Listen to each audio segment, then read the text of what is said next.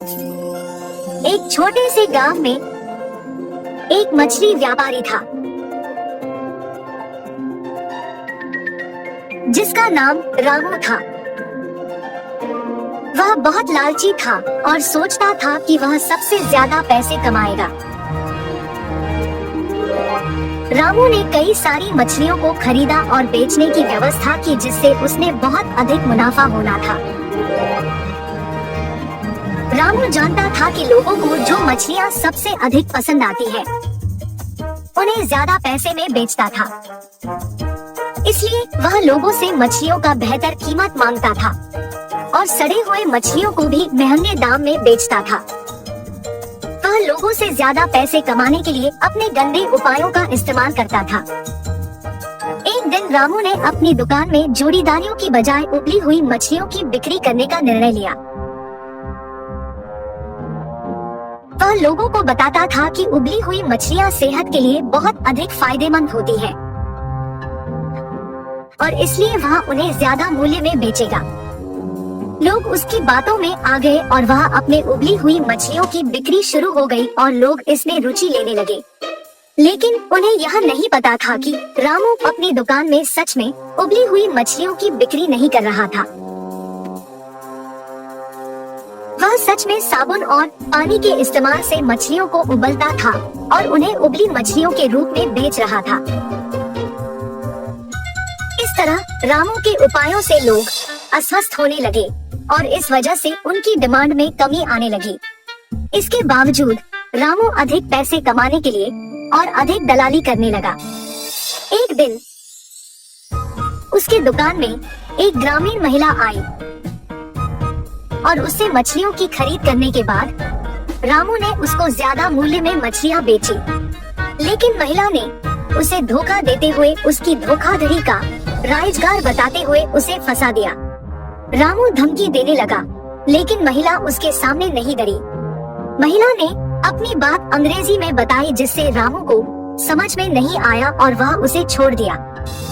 रामू अब थक गया था। उसने एक बार फिर सोचा कि वह उबली हुई मछलियों को बेचकर पैसे कमा रहा है, लेकिन अस्वस्थ लोगों की वजह से वह एक अपमानित व्यक्ति बन गया है। उसने फिर से सोचा कि उसकी दुकान में उबली हुई मछलियों को बेचने से बेहतर होगा कि वह अच्छी गुणवत्ता की मछलियाँ लेकर अपनी दुकान में बेचे। रामू ने अपनी दुकान को बदल दिया और अब वह उच्च गुणवत्ता की मछलियाँ बेचता था। लोग अब उसकी दुकान से मछलियाँ नहीं खरीदने लगे और उसकी दुकान में कोई नहीं आने लगे। रामू ने जो उपाय किया था उससे उसे अधिक दुकान से लोग दूर भागते थे। रामू ये सोचता है कि व्यापार चालाकी से नहीं, सही तरीके से काम करने से सफलता मिलती है। द्वारेश्वर नामक गांव में मस्तान नामक एक कसाई रहता था। उस गांव में बकरी का मांस सिर्फ मस्तान की दुकान में मिलता था। इतना ही नहीं, हर शुभ कार्य और दावत के लिए मस्तान की ही दुकान से मांस लाया जाता था। ऐसे एक दिन उस गांव के जमींदार का सेवक मस्तान की दुकान को आता है। मस्तान, कल जमींदार के महल में एक बड़ी दावत रखी जा रहा है। उस दावत को बहुत बड़े लोग और अमीर लोग आने वाले हैं। 100 लोगों के लिए खाना बनवा रहे हैं। उसके लिए तुम्हें 15 किलो मांस ताजा काट के कल सुबह 6 बजे को महल लेके आना होगा। पैसे तुम्हें वहीं पे मिलेंगे। मस्तान सलमान की बात को मान लेता है, लेकिन उसके पास 15 किलो का मांस नहीं होता है, इसीलिए वो बकरी वाले के पास जाता है। रमेश भैया, दरवाजा खटखटाता है। अरे क्या हुआ मस्तान, इस समय पे आए, बात क्या है? जमींदार के घर में दावत के लिए मुझे 15 किलो मांस की जरूरत है। मैंने वचन दिया कि सुबह 6 बजे उनको मांस पहुंचा दूंगा। समय ना होने के कारण मैं अभी तुमसे बकरी खरीदने आया। तो ये है बात। ठीक है, 2000 रुपए देके बकरी ले जाओ। ये क्या भैया, 1000 ही तो है। अब जमींदार के लिए है तो कम से कम 2000 होगा ही ना। अगर तुम्हें नहीं चाहिए तो रहने दो, मैं आराम से सो जाऊंगा। नहीं भैया, मैंने वचन दिया है, अब पीछे नहीं हट सकता। मैं दे दूंगा 2000। ऐसे कहकर 2000 देके बकरी खरीद के घर चलते हुए सोचता है, जमाए हुए पैसे एक दिन में खर्च हो गए। कोई बात नहीं, जमींदार के दावत के लिए मांस पहुंचाने के बाद पैसे मिलेंगे ना। अभी जल्दी से काम शुरू करके सुबह तक पहुंचा देना होगा। ऐसे सोचकर मांस को साफ करके उसके टुकड़े टुकड़े काट के सारी रात मेहनत करके 15 किलो मांस को तैयार रखता है। अगले दिन सुबह दिए हुए वचन के अनुसार 6 बजे को जमींदार के महल पहुंचता है। भैया, मैं सेवक सलमान के लिए आया हूँ, क्या आपको पता है कि वो कहाँ है? ये सुनकर दूसरा सेवक मस्तान को बाहर इंतजार करने के लिए कहता है। वो मस्तान के हाथ से मांस लेते हुए कहता है कि सलमान को भेजेगा और उसे पैसे मिलेंगे। मस्तान भी उस सेवक का बात मानकर बाहर इंतजार करता है, लेकिन सेवक उसके हाथ में मांस को देख सोचता है, इस 15 किलो मांस से अगर मैं 1 किलो ले लूं तो किसको पता चलेगा? किसी को भी नहीं पता चलेगा। ऐसे उस कवर में से 1 केजी मांस को छुपा के बाकी को देने जाता है। सलमान को देख के कहता है, साहब, मस्तान ने ये आपको देने के लिए कहा है, वो पैसों के इंतजार में बाहर खड़ा है। सलमान सेवक के हाथ से मांस लेके सीधा रसोई घर जाता है, ये जान के कि मस्तान बाहर पैसों का इंतजार कर रहा है। बावर्ची के पास जाकर सलमान कहता है, सारे व्यंजन स्वादिष्ट होनी चाहिए, ध्यान से पकाना। ऐसे कहकर चला जाता है। बावर्ची पकाते हुए, इतने मांस से अगर मैं 2 केजी ले लूं तो किसको शक होगा? किसी को भी नहीं होगा। ऐसे सोचकर मांस को छुपा के बाकी को पकाता है। दावत के व्यंजन की तैयारी के लिए जिम्मेदार किशन व्यंजनों का स्वाद चख के कुछ सेवकों की सहायता से उन सभी में से थोड़ा थोड़ा अपने लिए ले लेता है। आए हुए मेहमान सारे दावत की खाना शुरू करते हैं और जल्द ही आपस में बात करना शुरू कर देते हैं। ये क्या, इतना अमीर और सम्मानित आदमी, अच्छा नाम है इनका, मगर खाने में कमी क्यों? हाँ, अगर खाना कम ही पड़ना है तो ऐसी दावत की तैयारी भला क्यों करे? ऐसे सारे लोग खुसफुसाते हैं। ये सब सुन के जमींदार सहन नहीं कर पाते हैं। दावत के खत्म होने के बाद क्रोधित होके सारे लोगों को सभा में बुलाते हैं, खास करके दावत के लिए जिम्मेदार लोगों को, और उनको सवाल करना शुरू करते हैं। दावत की तैयारी के लिए जिम्मेदार किशन से पूछते हैं, दावत की जिम्मेदारी सौंपने पर तुम ये करोगे? सभी तैयारी किया मैंने, लेकिन व्यंजनों के लिए मात्रा पहले से ही कम पड़ गई थी प्रभु, मेरा इस बात से कोई लेना देना नहीं, आप बावर्ची से पूछिए प्रभु। ऐसे उसने अपनी किए को छुपाकर किसी और पे इल्जाम डाल देता है। तब बावर्ची छुपाए हुए 2 किलो मांस की बात को छुपा के कहता है कि दावत की सामग्री के लिए जिम्मेदार सलमान के पास इसका जवाब होगा। ऐसे उस बात से छुटकारा पाता है।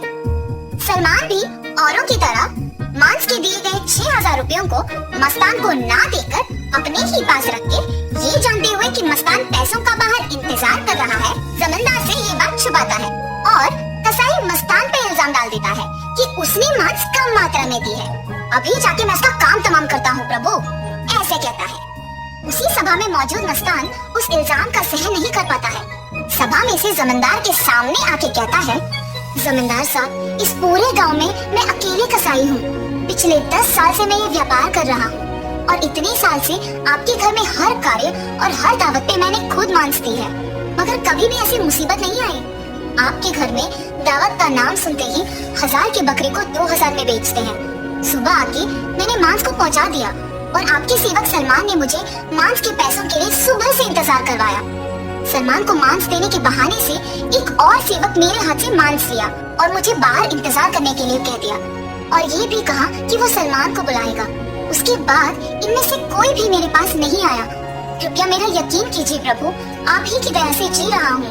मस्तान, मुझे तुम्हारे बारे में पता है, तुम फिक्र मत करो। सैनिकों, सलमान के कपड़े खोजो, देखो अगर 6000 रुपए मिलते हैं। खोजने पर सलमान की जेब में 6000 रुपए मिलते हैं। ऐसे उन सब में से सलमान पकड़ा जाता है।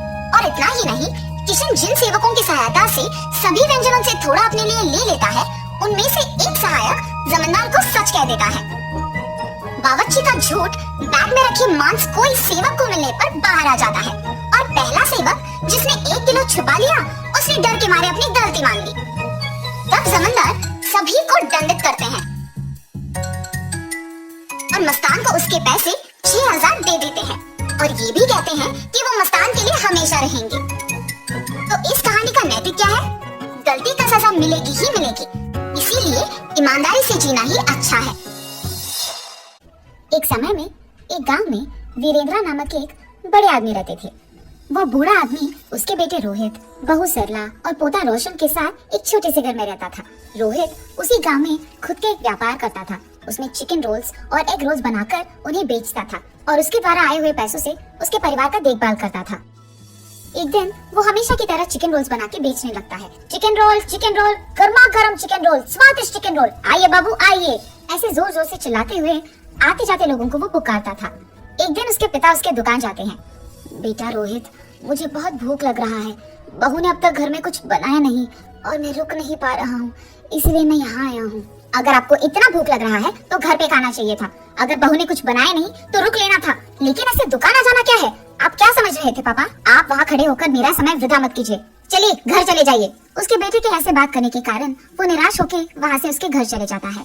अपने बेटे और बहू को उनकी तरफ ऐसे बर्ताव करते हुए देख और बिल्कुल भी गौरव से पेश आते हुए ना देख वो बूढ़े आदमी बहुत बुरा मानते थे। इतना हो जाने के बाद भी वो घर छोड़कर इसीलिए नहीं चाहते थे क्योंकि उनको बेटे पे बहुत प्यार था, इसीलिए वो सहते हुए वो गम में ही जी लेते थे। दूसरी तरफ रोहित को उसके बेटे रोशन से बहुत प्यार था। वो अपने बेटे को बहुत लाड करता था और जो भी उसको पसंद था वो हमेशा उसको देता था और उसका सारा खाली समय वो सिर्फ अपने बेटे से खेलते हुए बिताता था।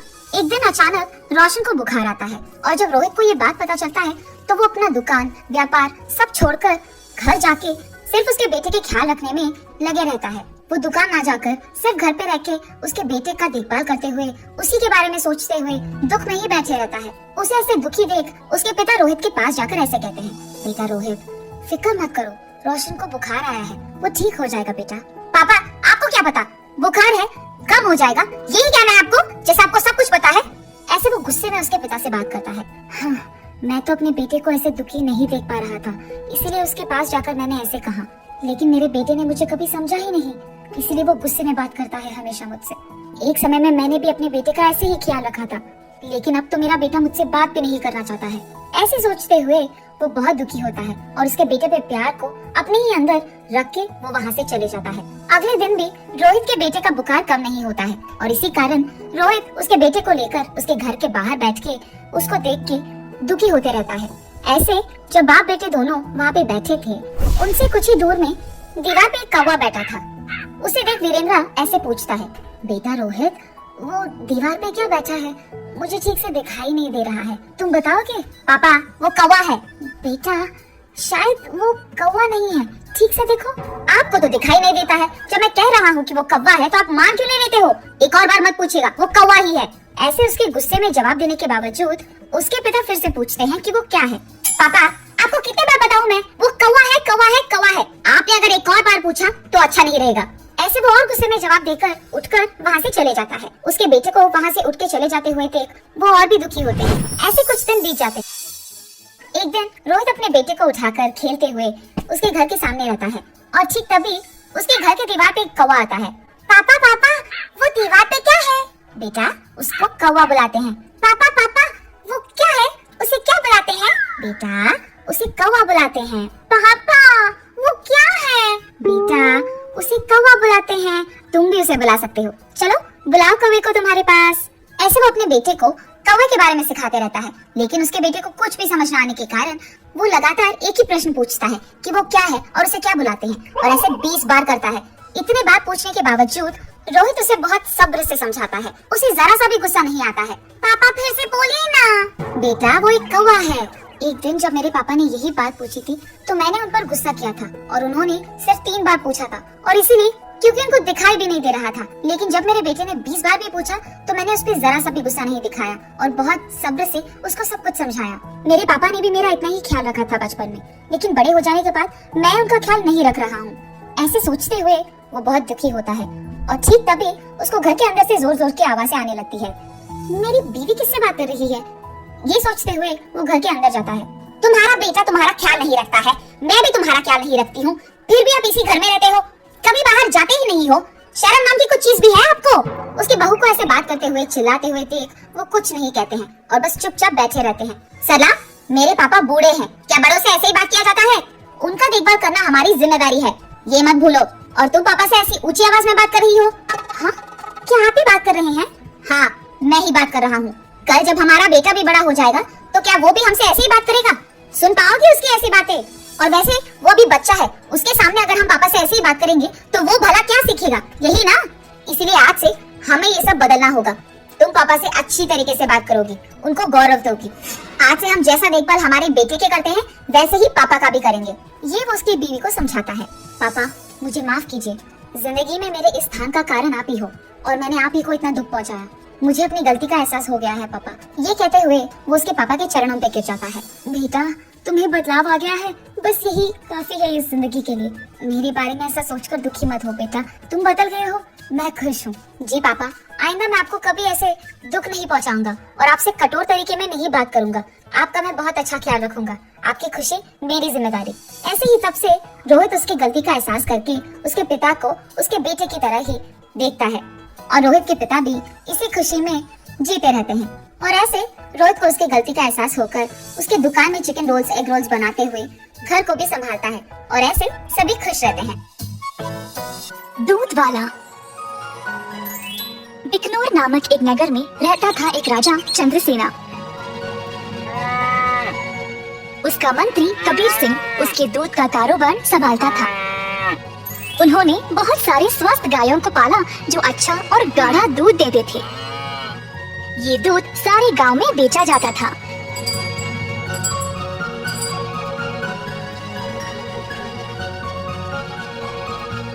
कबीर सिंह खुद सब कुछ संभालता था।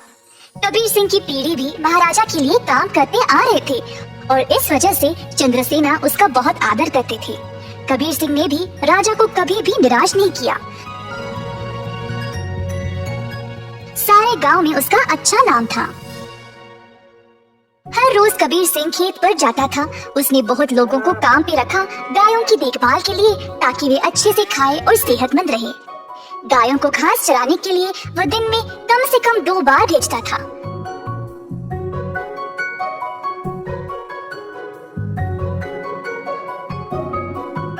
वह हमेशा ध्यान रखता था कि दूध साफ सुथरा रहे। दूध निकालने के बाद वह 10 दूध वालों को देता था ताकि वह गांव में जाकर बेच दे।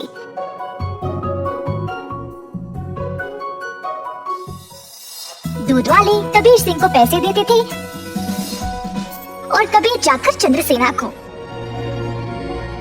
चंद्रसेना ने देखा कि कैसे कबीर ईमानदारी से काम करता था और उस पे पूरा भरोसा रखा। महाराज कबीर के साथ अच्छा बर्ताव करते थे और कबीर राजा के बारे में भी अपनी बहनों को बताया करता था। एक दिन जब कबीर घर वापस आया तो उसने अपने बहनों को बहुत गुस्से में और परेशानी में देखा। क्या बात है, तुम सब इतने गुस्से में क्यों हो? हम तीनों की उम्र हो गई है शादी के लिए, पर क्या फायदा, शादी के लिए पैसे ही नहीं है।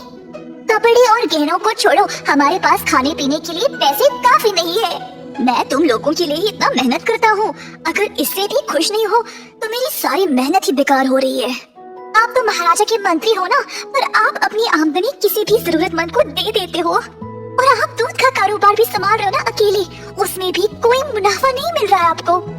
ऐसा क्यों? शायद हमारी कोई फिक्र नहीं है इसीलिए। तीनों बहनें रोने लगी और कबीर को बहुत बुरा लगा। अब तुम सब मत रो, मुझे बर्दाश्त नहीं होता। अब बोलो मैं क्या करूं? मैं वही करूंगा। वैसे आपको ज्यादा कुछ करने की जरूरत नहीं, आप दूध का सारा कारोबार संभालते हो ना। अगर आप उसमें थोड़ा पानी मिलाकर बेचोगे तो आप ज्यादा बेच पाओगे। हाँ, और अधिक दूध से आप ज्यादा मुनाफा भी कमा सकते हो। ये तो धोखा हुआ, मैं राजा के साथ ऐसा नहीं कर सकता। कबीर सिंह ने ऐसा करने से मना कर दिया था, पर उसकी बहनों ने उसको भावुक करके जैसे तैसे उससे ये काम करवा ही दिया। कबीर सिंह अक्सर कमाए गए पैसे राजा को देता था और बाकी के पैसे अपनी बहनों को देने लगा। मुझे ऐसा करना नहीं पसंद, ये आखिरी बार है, इसके बाद मुझे ये सब करने के लिए नहीं बोलना। कबीर की बातें सुनकर बहनों ने उसको पैसे वापस किए और घर छोड़कर जाने का नाटक करने लगी। कबीर के पूछने पर तीनों ने धमकी दी कि वे घर छोड़कर चले जाएंगे। मजबूर होकर कबीर को उनकी बात माननी ही पड़ी। कमाए गए पैसे राजा को देकर अधिक पैसे अपनी बहनों को देने लगा। ये सिलसिला कई दिनों तक चलता रहा। कुछ ही समय में कबीर की बहनें नए नए साड़ियाँ और गहने खरीदने लगी और अच्छा खासा खाने भी लगे। उनकी जिंदगी ही बदल गई। घर पर बैठे बिना तीनों सच धज के बाहर घूमने लगी, सबके आगे दिखावा करने के लिए।